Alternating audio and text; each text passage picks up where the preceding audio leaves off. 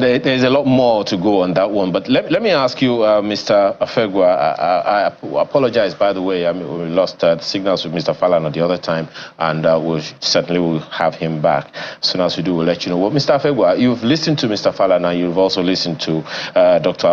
Tunji Abayomi here, and a number of issues that so many people would also want to raise is, does this have to happen? Do you see, what are the issues, in your opinion, that gave rise to this incident in the first place? You spoke the other time that there is a need to look at this thing more from a national perspective than from a local perspective, even though it's a local issue. That's what you started with the other time. And you've also questioned the capacity or not of the police being able to stem this tide before the military came in. Was there a communication problem at some point? Because I also recall that there is one traditional ruler who said, look, he thought that this thing ought to have been dealt with, and that he was told that it was being handled. Was there a communication link that was broken at some point that saw us to where we are now? How do we ensure this doesn't happen again? How do we manage this going forward? Thank you very much.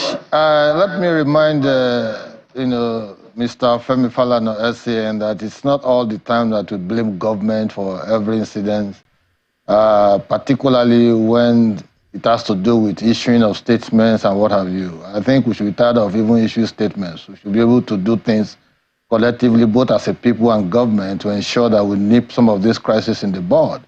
The military authority issued a statement immediately this happened, and the president had to also take stock before he will issue his own statement. I think that is rested. On the question you have asked, you see, the question I asked earlier is, where will even two communities be involved in this kind of intercommunal clashes to the extent that it will claim this number of lives of our soldiers?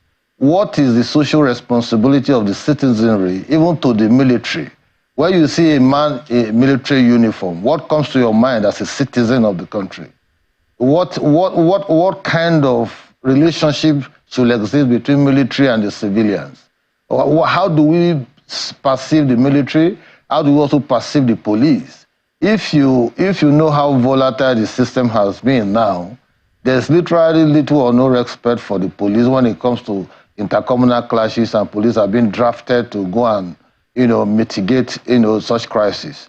And they oftentimes respect the soldiers and the military more than the police. That's why I'm advocating that there has to be a complete attitudinal reorientation of minds. Citizens must be conscientized and mobilized to know their role, functional role. You don't sit back and you attack, institutions of government, and yet you want the government to still do for you what you are trying to destroy. You issued a statement yourself too, threatening to shut down Mr. Akpabio. And you're here saying Mr. Falana should not issue statements. No. I didn't say he shouldn't. I said he shouldn't blame government all the time.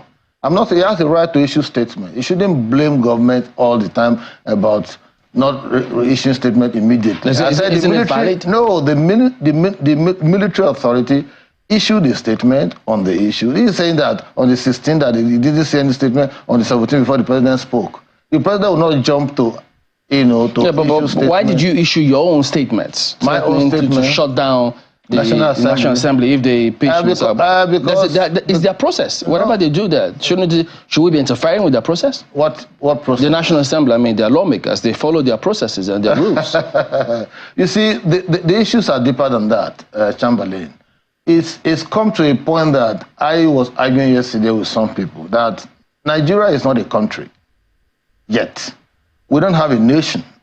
The ownership structure of the country is fragmented along ethnic and parochial lines. And so whether you like it or not, you may pretend to be a Nigerian when you are here, but the reality on ground shows that there are so many countries, subnationals, at different levels. So when you come to the National Assembly, it's supposed to be an assembly of 109 senators from the 109 senatorial districts across the country, which is like a good assembly to reflect the wishes and aspirations of people of the constituents in those 109 settings. And now there have been scenarios where there have been senators, senate presidents, you have had Saraki, we've had Ahmed Lawan in the immediate past. Now we have Akpabio. I was one of those who championed the cause that it has to be the turn of the South-South to produce a Senate president, even when the Southeast were trying to lay claim to it. Because I said they have produced 5 Senate presidents in 8 years before. There was David Mark in the Senate as Senate president for 8 years. Heaven did not fall. For God's sake, are we just hearing about the issue of pardon? Are we just hearing the issue about financial impropriety and what have you? We are not just hearing all of these issues. And so why is it that because the assumption of office of Senate President Akpabio was so keenly contested, so to speak, people are now raising every little issue. We talk about impeachment. Shouldn't there be a way of constructive engagement and collective bargaining in all of this? Why must it just be, oh, we want to impeach him? Is it because he's from the South-South? And that's my angle where I came in from. Is it because it's from the South-South? And for that, for what reason are you going to impeach him? Because whatever you are seeing in the Senate today, it did not just start. It has started before. People have been there before. Did they live above board? No. So why must it be that it's because it's the son of South-South? If he lives there, who are you going to put? We want to alter the calculation. We've had the narration before that the president is from the South, that the Chief Justice of Nigeria is from the South, that the Senate President is from the South, that they will not allow. But time was when Buhari was the president of the country. We have Tanko as they say, we have Saraki as the Senate President, and then we have Lawan. So why is it that people, certain sections of the country, want to lord themselves over us and think that we are fools and that we should sit down and watch without talking? But some people will say that there is a problem with your argument. First, you have already, you've just decried how clannishness is leading us to all manner of, will I say, all manner of misdemeanors and in some cases great harm to our country. You complained about that when we were talking about the issue of the killing of soldiers. So if the statement is not exactly promoting clannishness, I don't know what it is doing. No, you see, let me tell you, I've just told you that we don't have a country. And so, wait. They're two different things. A country and a nation are two different things. Yeah, both country and nation, both of them. Let me tell you, both clannishness are a function of the fact that there is no nation. And Kasim Afegbua will not stop it this morning. For whatever it is worth, what we have going for us now is different interest groups competing for national attention. And that's why you see we differ more to our clannish sentiments, our ethnic conclave than the national. And I don't have any apology to render because over the years I have fought for, oh, let's have a nation, let's do this, let's do that. So you're giving up on that fight? I've given up because I've discovered that the more you try to push for nationalistic patriotism, the more certain elements are looking at Nigeria from the north-south divide. You know, I wonder what Mr. Tunji Abayomi will have to say about that. No, let me learn. Yeah.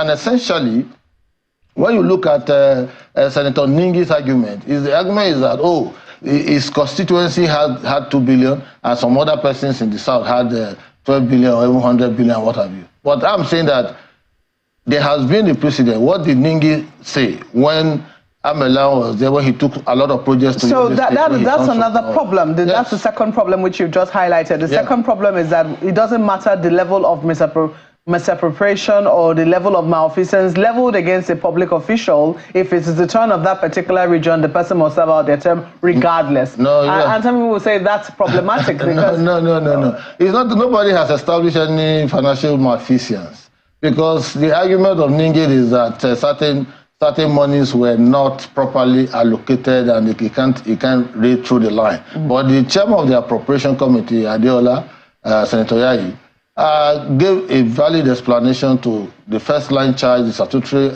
budgets for all of those ministries and agencies and parastatals of government. And so that argument of financial malfeasance was not clearly established against anyone. But the point, Ningi was speaking from the point of ethnic parochialism. He was talking that, oh, in the north this happened, in the south this happened, and it didn't happen in his own constituency. And I'm saying that when other Senate presidents from other parts of the country presided over the National Assembly, we had similar scenario, and the call for impeachment did not arise.